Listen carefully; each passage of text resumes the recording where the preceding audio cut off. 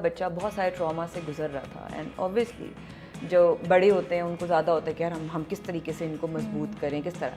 तो उन बड़ों का तरीका होता है चलिए उठिए शाबाश, हिम्मत पकड़िए। उनका वो कमज़ोर पड़ना नहीं होता, उनको उस वक्त मजबूत होना। जब वो मजबूत होते हैं कहते हैं हाँ यार ये मजबूत हो तो हमें भी मजबूत होना है। तो फिर हम उस तरह उनको देख कर फिर हम इंस्पिरेशन में हम भी मजबूत हो गए। मैं ये जानना चाहती थी जैसे डाइवोर्स के वक्त भी और बाकी चीज़ों के वक्त भी आपको ये होता था कि यार ये प्रेशर भी है कि मेरी वजह से इन लोगों को क्या फेस करना पड़ेगा, ये इस तरह की जहन में आती थी बात? बहुत इस चीज़ ने तो बहुत अरसे तक बहुत सारे स्टेप्स लेने से रोका रखा। नहीं यार दोबारा अगर हो गया तो क्या कहेंगे लोग, घर वालों को क्या होगा, ये होगा वो होगा, धब्बा आ जाएगा, फलां आ जाएगा। ये सब हमारी सोच में होता है, ऐसा कुछ नहीं होता। आज की मेमोरी बहुत छोटी है लोगों की और हमसे ज़्यादा बड़े मसले हैं। कुछ लोगों के लिए उनके मसले इतने हैं कि वो अपने मसलों को एड्रेस करने के बजाय वो हमारे मसलों में पड़ते हैं। But again that's their choice, how do they choose to live their life. मायरी पे आते हैं जल्दी से। आयशा, कोई फैन रिएक्शन आ रहा है, लोग क्या कह रहे हैं, क्या सुनने को मिल रहा है आयशा के बारे में, क्या लोग कहते हैं आपको? वेरी लकी कि मेरा दोबारा से एक्टिंग का आगाज़ आयशा से हुआ और लोगों का इतना प्यार, इतनी appreciation from across the globe, जिसमें बांग्लादेश, जिसमें इंडिया, जिसमें बहरीन, जिसमें यूएस, बाकायदे लिखते हैं हम वहाँ पर देख रहे हैं, हम वहाँ पर देख रहे हैं। और दैट इज़ जस्ट अनबिलीवेबल कि वो जब देता है तो ऐसे ही देता है।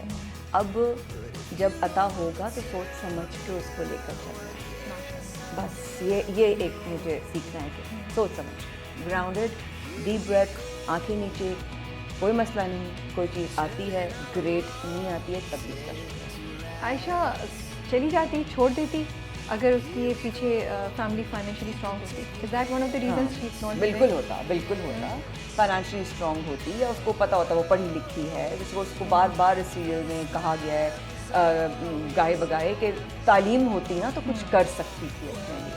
एक्सपोजर कोई नहीं था, उसको घर में रही, घर में बड़ी हो गई, छोटी सी शादी हो गई उसकी। तो यही था कि जब मेरी छोटी में हो मेरी बच्ची की छोटी में ना हो ना, तो वो इस तरह का था कि वो तो सही तरह बड़ी भी नहीं हो पाई।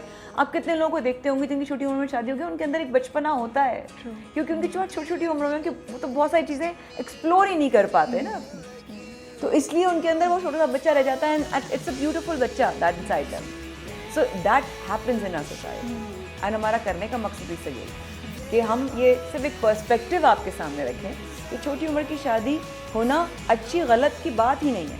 बात यह है कि क्या हम अपने बच्चों को, अपनी जनरेशन को वो स्ट्रेंथ दे रहे हैं कि जो चैलेंजेस आएंगे वो उनको फेस कर सकेंगे। अच्छा, जो दूसरी शादी का कॉन्सेप्ट है या दूसरी शादी का जो ट्रैक है इसमें, उससे आपको कंसर्न था कि लोग कैसे रिएक्ट करेंगे?